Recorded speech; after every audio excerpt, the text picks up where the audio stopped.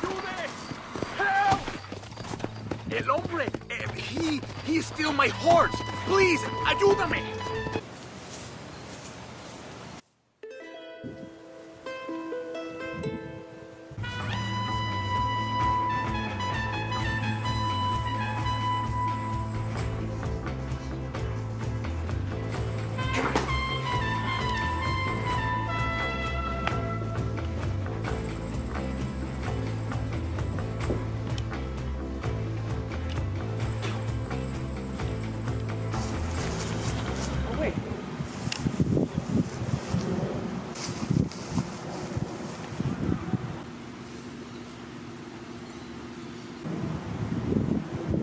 Dead.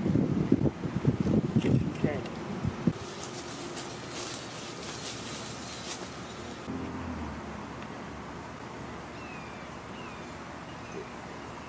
Your horse is dead.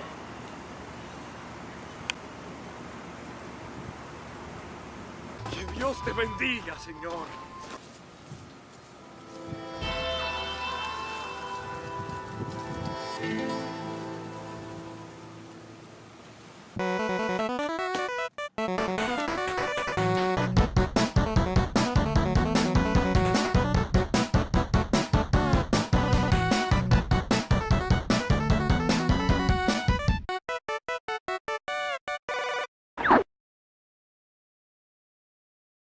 $2010, it was a great year for games, right? So we had some mangoes, had some halos, had some watermelons, mass. But there's one game that competed with all those other games that just utterly destroyed them. I mean, it blew them out of the water. Of course, you know what I'm talking about. I'm talking about Zuzu. Oh, and I guess Red Dead Redemption, but the year Red Dead Redemption came out, it was the year where Rockstar was just like, hey, here's our cool big game this year, alright? Enjoy it. And people did enjoy it, because it was the spiciest meatball of the year. Here, this is what people have to say about it. 10 out of 10. This game's title is really fun to say over and over. This game needed loot boxes. 8 out of 10. 1 out of 10. This game needs Papa Smurf. And all these reviews are just in the back of the box. Like, okay, Rockstar, we get it. Your game is good, alright? So you don't need to emphasize that more. We already know, alright? So let's pop this bad boy in.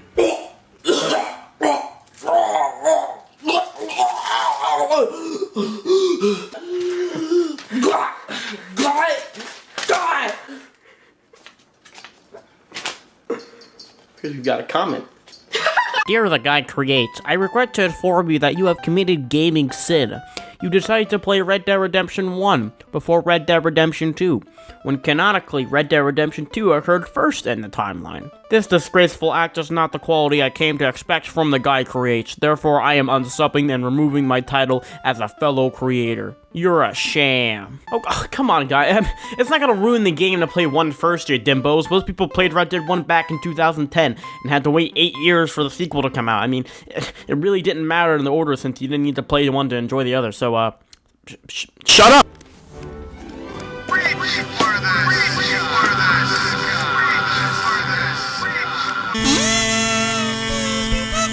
Basically, this game's about a guy named John Marston, and this guy is like, oh man, I really love my family. But then the US government's like, hey, you did naughty stuff back like 20 years ago. You're stupid. I'm gonna take your family away, and what's gonna happen is that you have to kill all your old gang friends who are still gang people, and then bring them to us, and then we'll give you your family back. So John Marston's like, oh no! Oh, fiddlesticks. That's stupid. I did that like 10 billion years ago. And so he goes on an epic journey to kill his old friends that he doesn't really like anymore. Dang, that's actually kind of sad. But you know, who cares? This is a fun shoot game. Let's go shoot some stuff.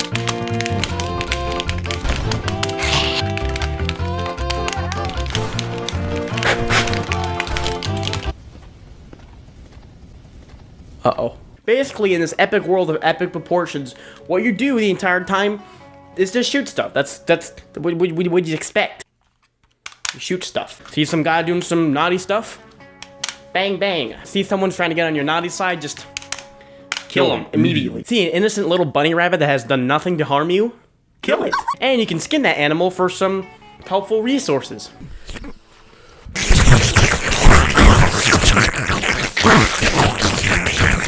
I feel like every open world game like this, similar to Red Dead, has their own like unique aspect to them that makes them different from everything else. Like, you know, Zelda has good old open world climbing, some Zelda lore, some puzzles.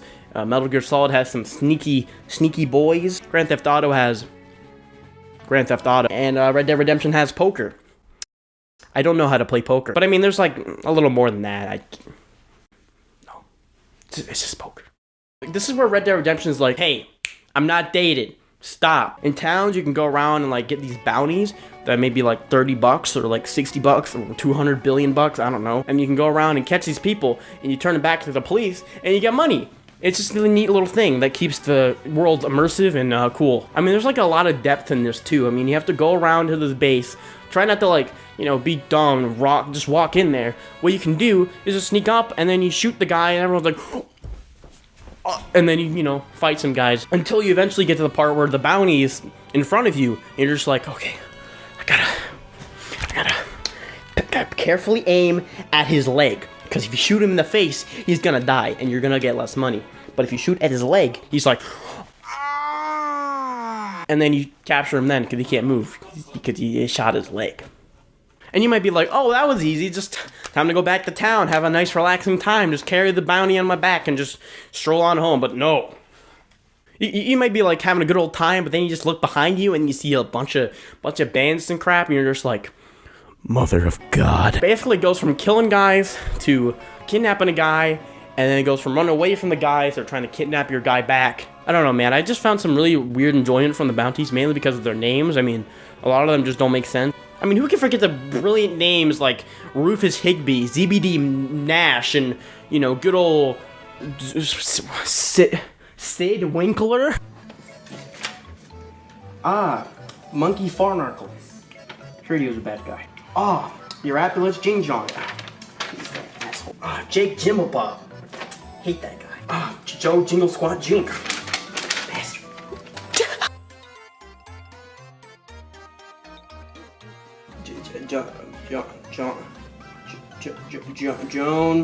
Joan Smith. John. Another great thing about the game is these random encounters that happen. I mean, there's a lot of just like strolling along in the game where it may be kind of boring, but then all of a sudden, oh no, this guy just stole my horse. I'm Herbert Moon! I've just been robbed! You gotta stop him! Oh my God. Like, you can be put on the spot, like, instantly. Like, there's a guy who's, like, about to get hung or something, and you're just like... This game's just a master of trying to make you figure things out. I mean, just look at it. Alright, I'm about to save this guy. Watch me real quick. Are you dead serious right now? Get out of here. No!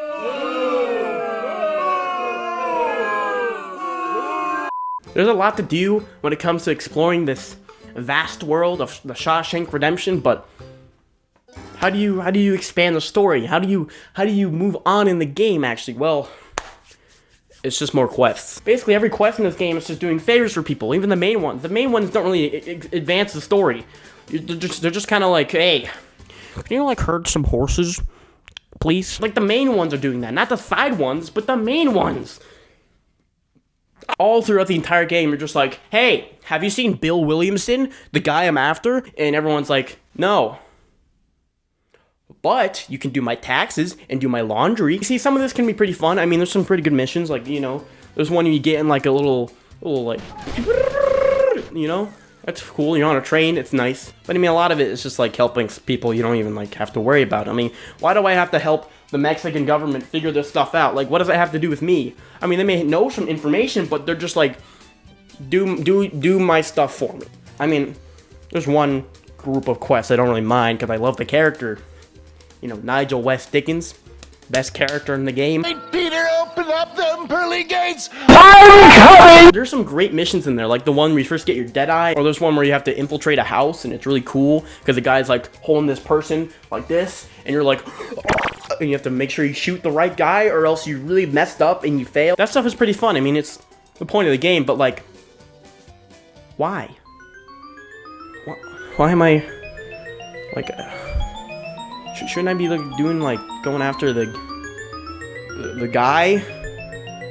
Not like doing favors? I feel like a better way to do that would be to like, hey, have the Bill Williamson guy appear in the middle of these like boring favors and have something develop instead of just like having a mission here, get this guy. Once you get the guy, you just mission here, get this guy. Okay, you get the guy. I don't know, maybe I'm missing something. Maybe I'm just like, hey, maybe someone can tell me that I'm thinking about this all wrong, but it's just how I felt. I mean, you could even make the characters like connect to John Marston somehow. I mean, I feel like they don't have anything to do with him. Like, why is Nigel West Dickens here? What is he doing? He just sells scam products. Why am I helping some Irish drunk guy? Why am I helping some lady who owns a ranch?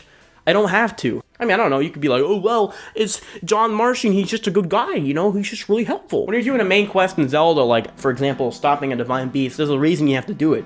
You're doing it because you want to stop Ganondorf, but Ganondorf has, like, these obstacles in your way, like, oh, the divine beast is like, bad, so you have to get the divine beast, and then you get the other ones, that makes sense, to get Ganondorf. In Red Dead Redemption, what you're doing is like, hey, herd some cattle for me. Hey, do my taxes. Hey, oh wait, oh, Bill Williamson's here. Some of these quests, like I said, are fun, but...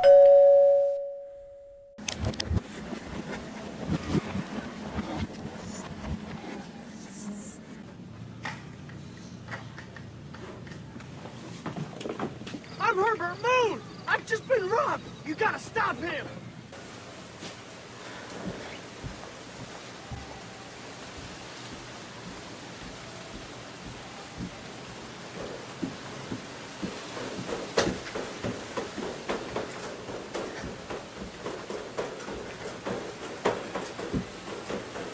In Red Dead Redemption, there's so many times where the same NPC's like, hey, my horse just got stolen. Oh no. It happens way too often. I mean, just a little more quest in there would have been spicy. Would have been great. But I don't want to rip on this game anymore because like I feel like the good stuff about it pretty much outweighs the bad stuff about it. So, you know, like for example, here's some good stuff, the music.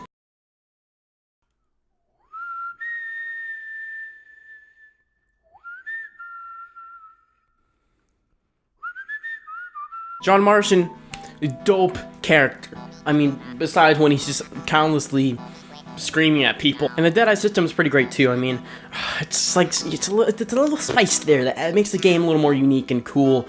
Man, I wish I had the Deadeye system in real life. I mean, if I could have turned off the TV in a split second when Family Guy was on and I was watching it past my bedtime and my parents walked in, or other things, well, that's Red Dead.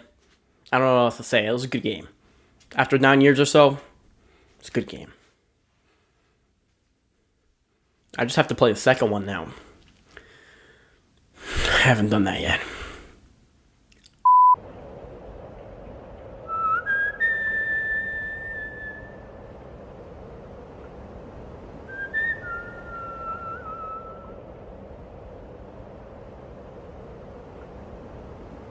Fire!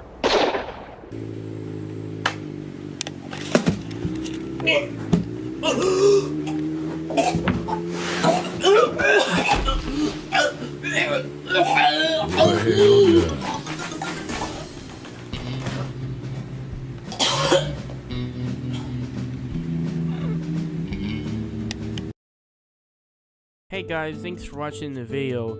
I worked a while on it, like I usually do, roughly a month. If you liked the video, don't forget to be sure to don't forget to go and remember to smash the button.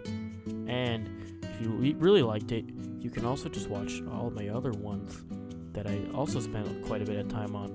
Just don't watch the ones from like a year ago, please. Those ones are not as good. Watch the one from, like recently, like the Smash Bros. One. That's a good one. Also, remember guys, stay cool. If you're not cool, I don't like you. So stay cool. Everybody stay cool. Like even if you're like, well, I'm not cool. Like how could I? You're cool. Stay cool. Don't change. Be yourself. Well, dang. Okay, this kind of got deep. Wow. Okay. Bye.